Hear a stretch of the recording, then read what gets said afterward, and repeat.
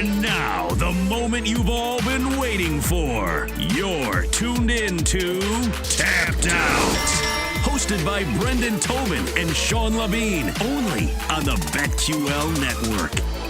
I've learned the most about this UFC London card because I've been, hosting this radio show and trying to watch the card out of the corner of my eye, is that Michael Bisping wears a lot of hair product. And look, I wish I had any hair whatsoever. I would love to be able to have enough hair to wear hair product, but goodness gracious, that is a stiff head of hair. Welcome back You don't know that. I mean, that's just, he could be doing a dab of pomade, dude. Like, when's the last time you used some pomade? It's been about a decade, but that's not pomade. That's at least a bottle and a half of, like, the good stuff that you have to, like, specially order online. I'm not against it. Again, I wish I could do it anyway. He's got good hair. He's in Miami. He's Brendan Tobin. I'm bald. I'm in Kansas City. I'm Sean Levine. And let's welcome on now a guy with a great goatee. He is MMAKelton. You can follow him at MMAKelton. So how's your day going as far as the gambling? Before we talk about your Aspinall and Blades bet coming up, are you making any money on this UFC London card? So right now I'm plus 1.06 units, something like that. I had a underdog shot in Kyle Nelson. He came out, he won the first round, but he did what he usually does. He slowed down, and Jai Herbert did his thing. I took the L on that one. Then I had a nice little parlay of Paddy Pimblett, Mokaev, and Nate Wood that came through for me, and now I just got Aspinall left. Did you so speaking of Paddy Pimblett, MMAKelton, what did you think of his performance?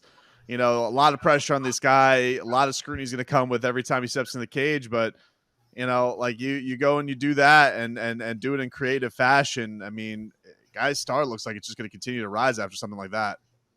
Yeah, man, it makes sense that you asked me that question because I had like 3 or 4 people DM me right after the fight. What do you think of the performance? Because, I was talking him up big in this spot all week. I thought Levitt was an excellent stylistic matchup for him. And yes, Levitt did have some control time, but Paddy pretty much neutralized everything he had to offer. He even finished the round real strong there at the end. It's funny, all 3 judges actually scored it unanimously for Paddy Pimblett. I don't know if that has to do with the fact that the fight's in London, but yeah, all 3 judges gave him the first unanimously, and then he came out and got a awesome finish in the second round. So I give it a B+. What do you think this does for Paddy? Obviously, his star is on the rise, but what are we talking about kind of next in within, let's say, the next calendar year for the Paddy? Man, fights like these, showcase fights, like put him in Europe, put him in places he'll be popular. I mean, you got to give him a little bit of a step up as time goes on. We can't give him like the bottom of the barrel Kazula Vargas type guys forever. I saw somebody say Claudio Puelles as a possible next opponent. I could see something like that. Definitely the stardom blows up more than anything. But I'm really impressed by his jiu-jitsu, man. I think he's a really good BJJ grappler. Like I said, negated pretty much everything Levitt, who in his own right is a very good BJJ grappler, negated everything from him. And then the way he had that arm trapped and was able to finish the choke, it was beautiful stuff. Yeah, I like Paddy a lot, man. I feel like we're at a point where he's kind of underrated because like everyone is talking, oh, this guy will never be top 15. This guy will never be this, that. And he's at the point where he's kind of getting disrespected, man. And I'm a big fan. I think he can win some more fights. So coming up in this main event, which will be coming up shortly between Tom Aspinall and Curtis Blades. This is a fascinating matchup to me. Every time Tom Aspinall steps in there, it's a question of like, is this going to be the fight where he has to get dragged into deeper waters? What's it going to be like when he deals with some resistance? Is Curtis Blades the guy to do that? Or is Aspinall just that dude? Like we've seen him be so impressive in such short work. And Curtis Blades has been there and done that with everybody. Yeah, he has devastating losses to the champ and to Derek Lewis, but he also has very impressive wins and has been doing in this division for a very long time. So just, I guess, your overall thoughts on the main event and especially what are the biggest challenges Aspinall faces against Blades? Yeah, I mean, it's that wrestling. Curtis Blades is one of the best wrestlers we've seen in the heavyweight division. However, I feel like that hasn't worked at once Curtis, that is, reaches the highest level of the rankings, like your Ngannou's, guys like that can, the overall MMA game, I guess what I'm trying to say here, is going to be too much for Curtis Blades. Like Aspinall, I love his boxing. He's a legit BJJ black belt in his own right.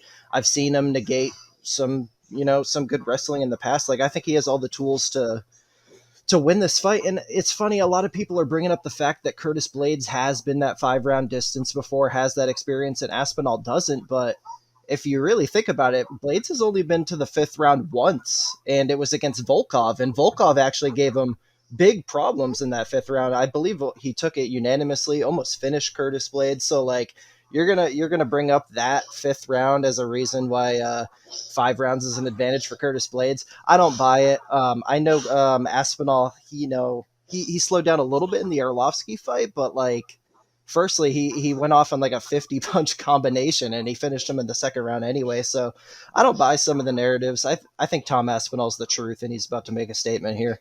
But I'm not about to be cocky about it. Blades wrestling is nothing to look down upon. It's serious. So we'll see.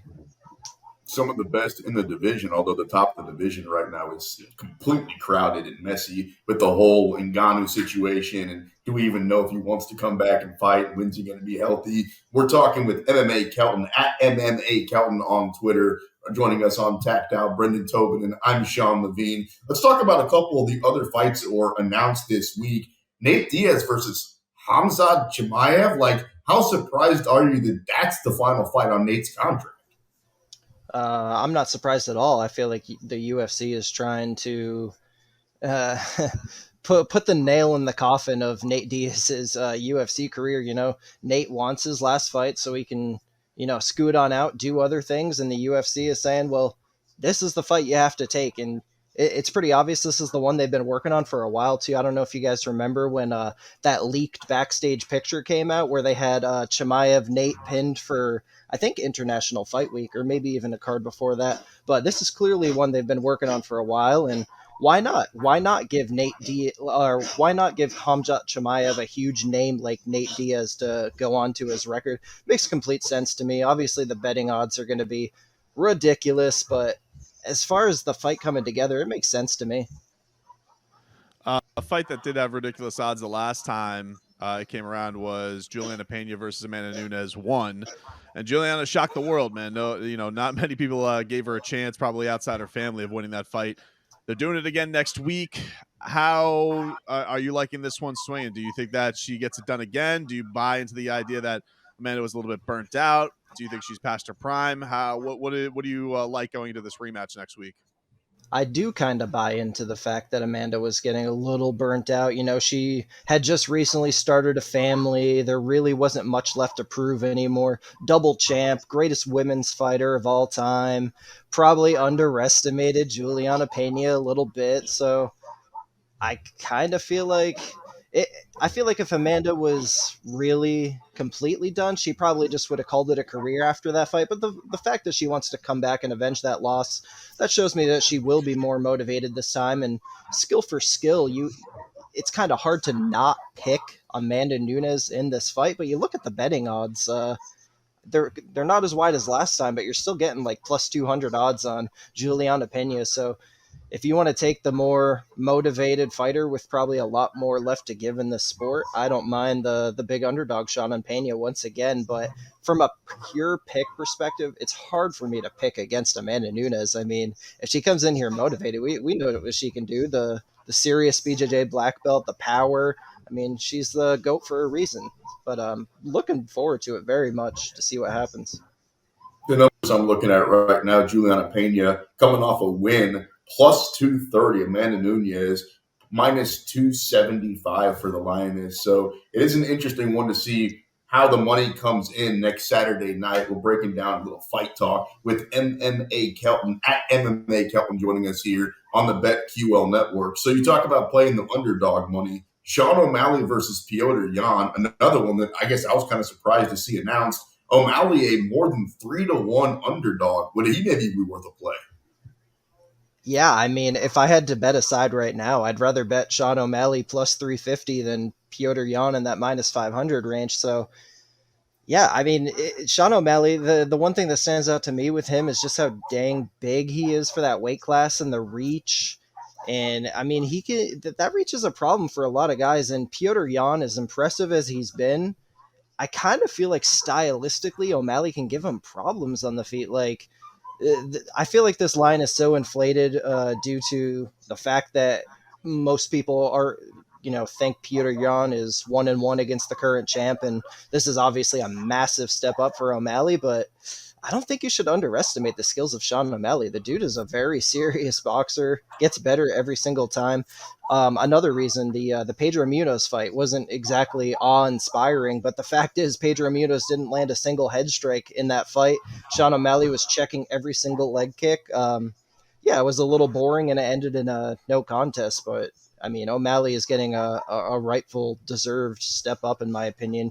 Yeah, from a pure pick, I'm going to go with Piotr Jan, but dang, those odds are kind of sweet, man, especially since Piotr Jan has a tendency to kind of give up minutes in fights.